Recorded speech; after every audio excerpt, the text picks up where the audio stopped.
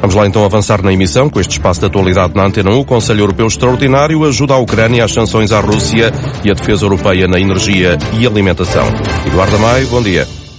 Bom dia. Muito esforçado, muito negociado, com muitas alíneas e salvaguardas, mas o acordo para reduzir a torneira do gás russo na União Europeia foi alcançado ontem à noite no Conselho Europeu Extraordinário, que está reunido em Bruxelas. É um acordo que acaba com o gás que chega de barco ao espaço europeu ao longo dos próximos 7 meses. Isso vai representar cerca de 90% do petróleo importado da Rússia, mas deixa o oleoduto de Druzhba, o mais comprido oleoduto do mundo, que vem da Rússia para a Alemanha e que atravessa toda a Ucrânia, a funcionar. Fica a funcionar porque há países como a Hungria, a Chequia e a Eslováquia que não têm acesso à costa e que dependem quase em exclusivo deste oleoduto, ou seja, depois do final deste ano, a União Europeia estará a importar cerca de 10% de petróleo da Rússia. Vamos tentar perceber quais são as implicações políticas e económicas deste acordo, que faz parte do pacote de 6 de sanções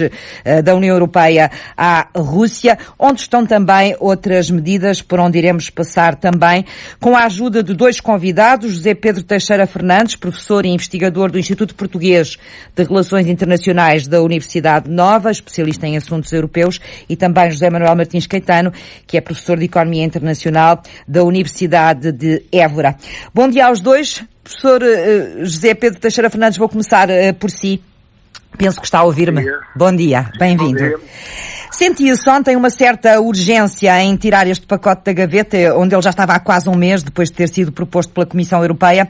Parecia haver alguma preocupação de que, com o tempo, a união dos 27 em relação aos castigos à Rússia se fosse degradando ou desagregando. O que foi alcançado é, em seu entender, cola suficiente para garantir uma união forte? Vamos por partes. Esta negociação faz parte dos processos normais de tomada de decisões difíceis, como é esta. A União Europeia tem uma tradição de negociações, de acordos à última hora, de uma certa dramatização aqui que mais uma vez aconteceu, e acabamos depois por ter aqui também, apesar de tudo, um entendimento que coloca todos os Estados fundamentalmente no mesmo plano de atuação. Mas é evidente que as situações dos diferentes Estados da União Europeia nesta questão energética e das sanções à Rússia não são naturalmente as mesmas, não é? Como aqui foi referido já, os países da Europa Central, e em particular os países da Europa Central que, quer por razões do passado, terem feito parte do modelo económico da antiga Europa de Leste, nos tempos da Guerra Fria da União Soviética, quer pela sua própria geografia, porque não têm acesso direto ao mar, estão muito mais dependentes desse fornecimento de petróleo, aliás, larguissimamente vindo da parte da Rússia. O caso da Hungria tem sido mais focado, não só porque é um dos Estados mais dependentes, como também pelas características do Viktor Orbán e do contencioso também já anterior com a Comissão Europeia. A verdade é que o acordo tem alguns aspectos positivos, não é aquele acordo que foi anunciado. Aliás, isso tinha-se percebido de início, que nunca seria até o final do ano um corte total com o abastecimento de petróleo com origem na Rússia. Foi-se agora um pouco mais além nessas exceções, nomeadamente no caso da Hungria. Os valores apontados nesta altura indicam que perto de 90% do petróleo que vinha habitualmente da Rússia para a União Europeia será até o final do ano. Vamos ver se é exatamente assim. A perspectiva é essa. Mas há aqui um outro lado, para além desta questão que temos debatido muito e que é obviamente importante, a União Europeia se manter coesa e mostrar aqui uma atuação com firmeza e unidade na questão da Ucrânia e, sobretudo, firmeza aqui também em relação às sanções na Rússia. A outra questão crucial que não podemos perder de vista é do efeito deste tipo de medida. Já falámos aqui um pouco das dificuldades internas de vários países e das adaptações que são necessárias, desde refinarias até outras vias de acesso. Está aqui todo um conjunto também de detalhes que não são apenas pormenores e que demoram muitas vezes tempo e têm custos significativos a implementar. Está-me a falar dos efeitos dentro do próprio espaço europeu, não dos efeitos em relação à Rússia.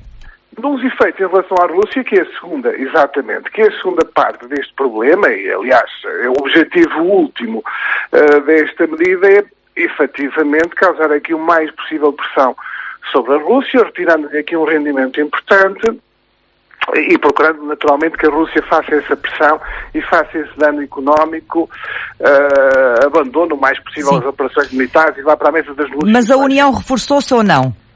Que era a minha questão e que é mais política. Porque os condicionalismos e as dificuldades de alguns destes países, eu penso que de uma forma geral todos nós já tínhamos entendido. A verdade é que, sim, eu diria que a União mantém-se fundamentalmente unida no plano geral, mas também é verdade que à medida que caminharmos para certo tipo de medidas com um impacto muito grande nas suas economias, sim, naturalmente as posições diferentes dos Estados vão surgindo, vão aparecendo ao de cima. Nós já vimos aqui no petróleo e o gás natural, que sai em princípio do próximo passo, ainda é um assunto que vai mostrar muito mais essa dificuldade. Este acordo é um acordo complexo, não é só em relação aos prazos e ao facto de haver aqui duas velocidades consoante as possibilidades de cada país, mas é um acordo depois que precisou, por exemplo, de criar mecanismos de solidariedade entre os Estados-membros, ou seja, cria também medidas de emergência caso estes países que usam o gasoduto e vão continuar dependentes deste gasoduto de Druzhba possam ver esse fornecimento interrompido por causa da guerra na Ucrânia. Os outros países vão ter que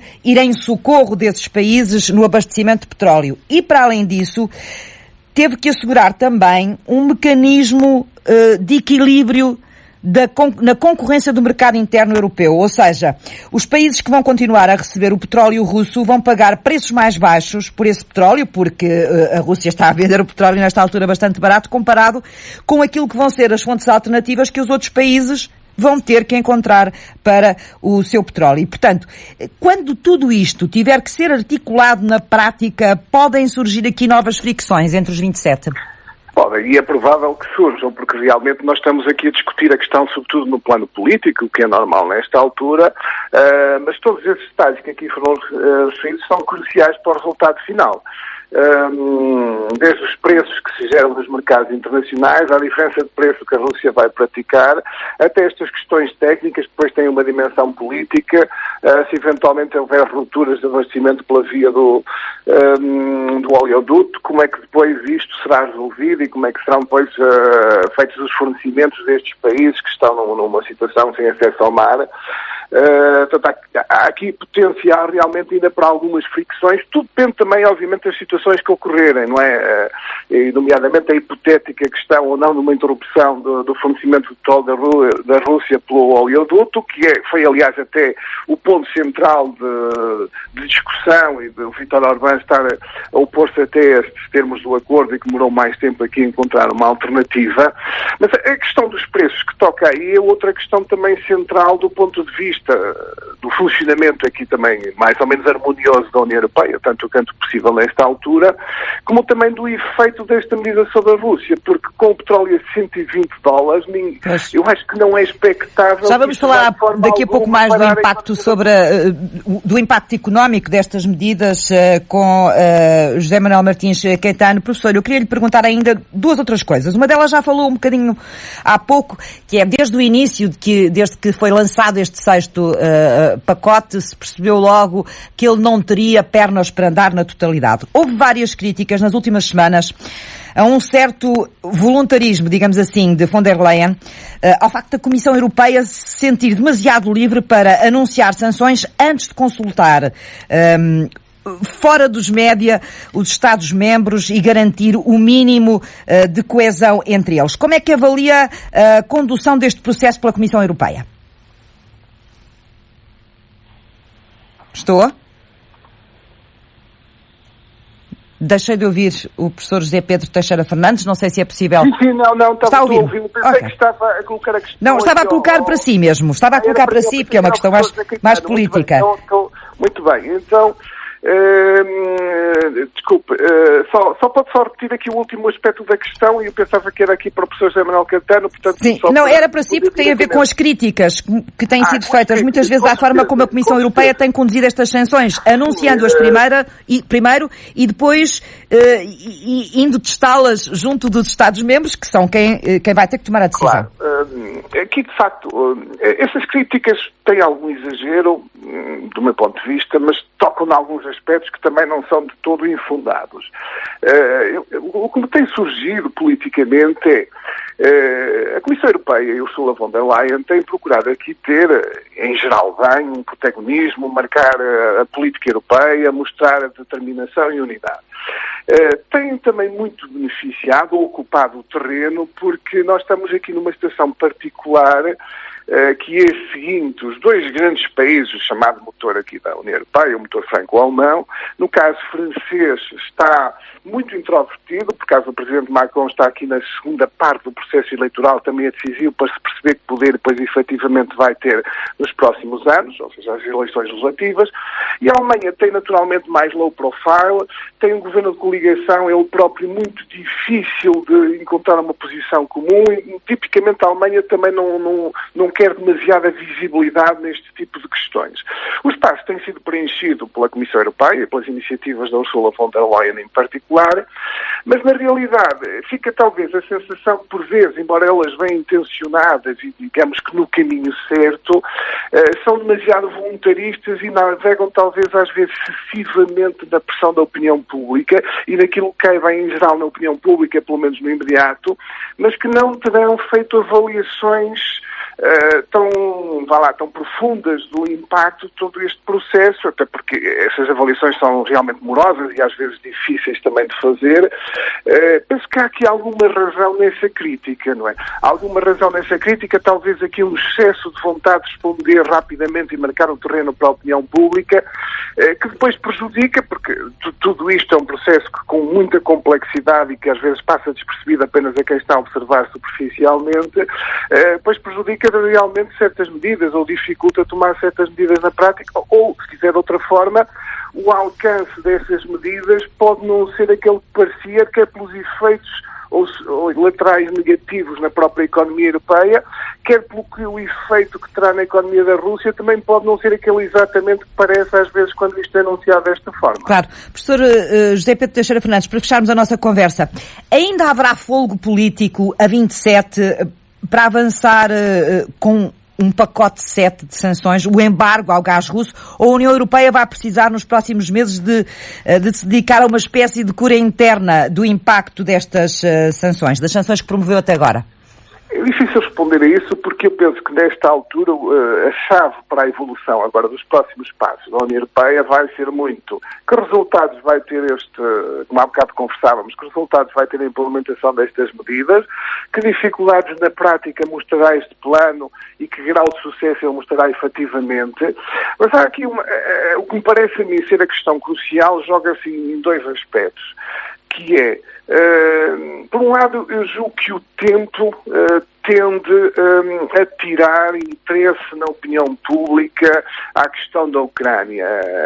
Eu diria que é praticamente impossível que com o passar das semanas, meses, haja a mesma atenção, a mesma predisposição até do mundo europeu de estar tão concentrado no que se passa na Ucrânia, em todos os dramas humanos, económicos também.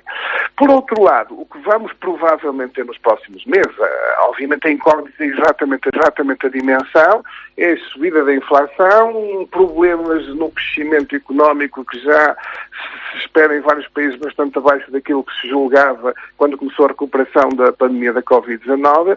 E isto também vai ser crucial na predisposição para avançar com novas medidas, porque se efetivamente em poucos meses se começa a instalar em vários países a ideia que, pela conjugação dos problemas económicos, inflação e outros, e a questão energética a acentuar esse problema, a predisposição para avançar rapidamente numa questão como é o sétimo pacote, e que envolveria aqui, por exemplo, a questão do gás natural muito mais delicada e complexa de substituir, a predisposição obviamente vai diminuir, pelo menos para fazer isso com rapidez.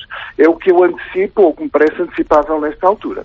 José Pedro Teixeira Fernandes, muito obrigada pela participação neste espaço de informação. Vou agora ao encontro de José Manuel Martins Caetano, que é especialista em Economia Internacional da Universidade de Évora. Professor, muito bom dia, obrigada pela sua participação. Bom dia, Zé Pedro também, como vai? Ele vai ter que deixar-nos, por isso é que fiz a conversa primeiro com ele e agora vou conversar consigo, porque ele não tinha muito tempo para estar connosco.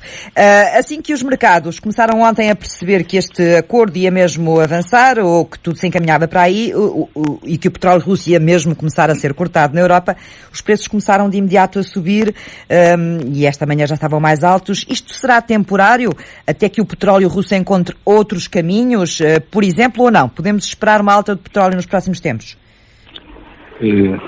Sim, bom, é imprevisível neste momento, enfim, apontar com grande certeza aquilo que vai acontecer. Mas provavelmente isso irá acontecer porque, digamos, a procura de petróleo tem revelado aquilo que nós chamamos uma reduzida elasticidade, ou seja, a capacidade de, digamos, de ajustamento no preço tem sido muito forte. E como a União Europeia continua a ser, digamos, um grande stakeholder neste mercado, absorve atualmente mais de 40% daquilo que são as exportações russas de petróleo, é provável que o impacto direto desta medida nos próximos tempos, até haver uma estabilização e provavelmente até haver, digamos, um aumento da oferta de outros grandes produtores, é previsível que o preço venha a subir. Como é que a Rússia pode reorganizar, não se esqueça do que vai dizer, mas gostava de introduzir isto também, que é, gostava de perceber como é que a Rússia pode reorganizar o seu comércio de petróleo. Para onde é que o vai vender agora? Deixando de vir para a Europa, esse petróleo poderá ser colocado aonde? Eu creio que no mercado do petróleo, contrariamente ao que se passa no gás, e é por isso que a questão do gás tem estado, digamos, latente na Europa, mas não tem tido grande discussão, mas diria eu que, ao contrário do que se passa com o gás, o petróleo é mais facilmente vendável, o que significa que o mercado do petróleo sofre menos o condicionamento da falta de infraestruturas para o transporte, o armazenamento e até a própria, digamos, a inclusão do gás na infraestrutura quer empresarial, quer para abastecimento doméstico, e o petróleo desse ponto de vista é muito mais flexível. Eu creio que a Rússia, desse ponto de vista, não terá uma grande dificuldade, digamos, num prazo relativamente curto, em encontrar novas fontes de destino do seu produto. E naturalmente não será apenas a China, que é aquele que, enfim, de imediato nos vem à ideia. Mas eu queria saltar, estava a dizer que uma coisa mais importante para a União Europeia, que é o seguinte, é que tem vindo a ser discutido, e os meios académicos têm reforçado exatamente essa ideia, que provavelmente a decisão da União Europeia de fazer um embargo quase total ao petróleo proveniente da Rússia não terá sido a melhor medida no plano económico. Porquê? Porque, efetivamente, tem esta consequência de fazer subir significativamente os preços, o que significa que mesmo que a Rússia perca alguma da sua cota de mercado, a subida de preço será suficientemente significativa para que os seus rendimentos não caiam. Não caiam. E isso é um fator importante, porque se o objetivo fundamental é cortar, digamos, as vias ou as fontes de financiamento de toda a estrutura bélica, bom, esse argumento, digamos, fica de alguma forma debilitado. Aquilo que alguns académicos têm avançado era a possibilidade da União Europeia ter avançado com a imposição de uma tarifa sobre as importações de petróleo vindas da Rússia. Porque a imposição de uma tarifa é um instrumento muito mais flexível, digamos, o próprio nível da tarifa, que poderia ir no limite, digamos, até ao embargo total, mas há, digamos, uma graduação que poderia ser feita. Depois,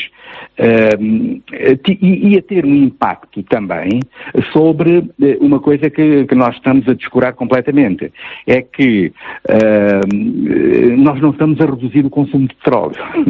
Nós não estamos digamos, a incentivar... É suposto que isso também seja discutido em Bruxelas, não é? Com o Repower. O Repower, exatamente. Porque nós estamos a esquecer muito desse facto. Provavelmente hoje a União Europeia estará até mais dependente dos recursos energéticos os combustíveis fósseis não renováveis, combustíveis fósseis, do que estava exatamente no início deste processo. Quando, digamos, a tendência natural seria exatamente a contrária. Ora, a imposição de uma tarifa ia gerar exatamente esse impacto sobre, digamos, a substituição de fontes de energia. O que significa que, provavelmente, a União Europeia, para reforçar a sua autossuficiência neste domínio, tem que declaradamente apostar no reforço do Repower. E, digamos, isso só pode ser feito, efetivamente, com financiamento. Porque aquilo que está a ser feito agora por alguns governos, inclusivamente o governo português, de financiar diretamente o consumo, reduzindo os níveis de preços. Nós sabemos que, digamos, a carestia e a inflação têm um impacto enorme sobre, digamos, o nível de vida das pessoas. Mas é uma medida contraproducente, porque nós estamos, efetivamente, a desestimular ou a desincentivar, digamos, o acréscimo na produção e do consumo de energias renováveis. Para fecharmos a nossa conversa, vamos falar precisamente disso, porque eu gostava de conversar consigo sobre isso também, que o Conselho Europeu vai discutir hoje o plano Repower, que foi proposto pela Comissão Europeia, e o que este plano propõe são os caminhos da transição energética na Europa, por causa das alterações climáticas, portanto, para energias mais verdes, e isso tem que ser cruzado com políticas que tornem o espaço dos 27 menos dependente também de terceiros em matéria de energia. As duas coisas estão ligadas. E ontem António Costa parecia muito expectante em relação a esta matéria, para perceber se é desta vez, neste Conselho Europeu ainda, que se avança com uma questão essencial, que é um compromisso para construir as tais ligações que faltam entre a Península Ibérica e a França, de forma a que seja possível conduzir o gás de Sines ao resto da União. Só depois disso, de ter isso assegurado, é que se pode investir a sério em maquinaria em Sines para fazer este trabalho. É possível que isso aconteça em breve? Qual é o impacto também destas decisões para a nossa economia e para o papel que Portugal pode desempenhar, nomeadamente no abastecimento de gás à Europa? Sim, essa pode ser, efetivamente, pode ser uma decisão ser anunciada em breve. Como sabemos, o governo francês tem sido, enfim, extremamente reticente a autorizar o atravessamento dos Pirineus por qualquer tipo de infraestrutura de transporte de energia em larga escala. E isso, de alguma forma, enfim, tem condicionado o aparecimento de hipóteses viáveis, não tem sido fundamentalmente discutido. E isso tem a ver também, digamos, com o papel que a Alemanha tem tido neste processo. Porque durante os últimos anos a Alemanha descurou completamente aquilo que era a possibilidade de aumentar o consumo do chamado gás liquefeito, porque desinvestiu completamente, quer nas infraestruturas que já estavam projetadas em portos alemães, quer até pelo desincentivo que deu ao aparecimento de infraestruturas de transporte, enfim, noutros pontos da Europa, nomeadamente estava a investir em oleodutos. Rede, exatamente, estava a investir e ao contrário, digamos, investiu fortemente no Gulf Stream, que é, digamos, uma infraestrutura cara, extremamente dispendiosa, que provavelmente terá vai ficar inutilizada, pelo menos no Nord Stream 2 não se sabe o que é que vai acontecer, não é? Pois, provavelmente não se sabe o que é que vai ser, digamos, para algum património turístico, para efeitos, não sabemos bem o que é que vai acontecer. Mas isso, digamos, tem havido um sinal claro de que a Europa não teve, digamos, uma perspectiva no plano estratégico sobre a questão energética. Não teve uma política energética comum a todos os países. Não existe uma política energética comum. Basta ver, digamos, o mix energético que cada país tem, ou seja, o que é que usa para, digamos, quais são as fontes que usa, digamos, no abastecimento energético. Umas usam mais o gás natural, outras usam mais as energias renováveis. Há países que têm crescido fortemente, outras continuam, digamos, a basear-se mais no petróleo, e deste ponto de vista não tem havido grande convergência.